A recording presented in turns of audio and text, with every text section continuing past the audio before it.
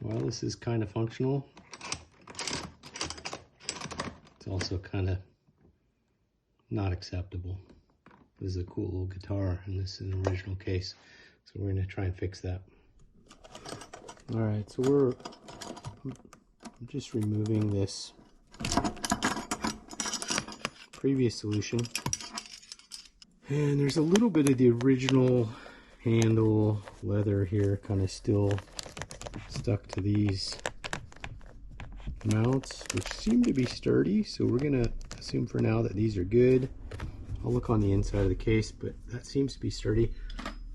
Let's see if I can cut these away so we get them out of our way completely.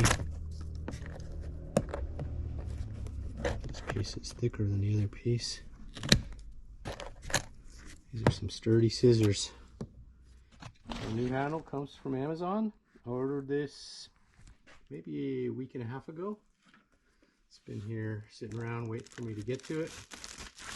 Just get it open now.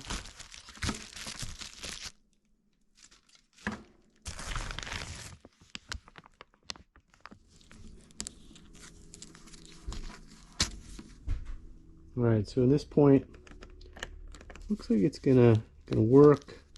I mean, this is kind of flexible, the handle itself.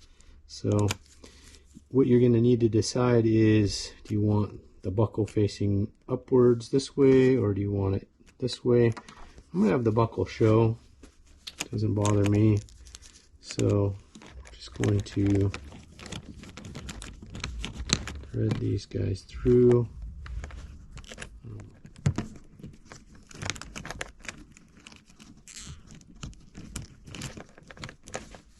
There's kind of a second flap, so we want to kind of get that under there as well, I think, so it gives it just a little bit more leather material under there.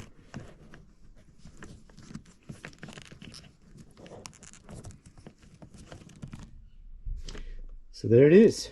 I mean, I think overall I'm much happier with this on this vintage Victoria guitar case than I was with what we had before.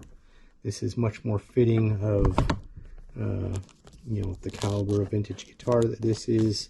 It's going to be nicer to carry than those Carabiners that were sliding around. I think it's a reasonably affordable solution. I'll leave a link in the description. So I hope this helps you, gives you an idea if you've got a vintage guitar case you want to fix a broken or missing handle on.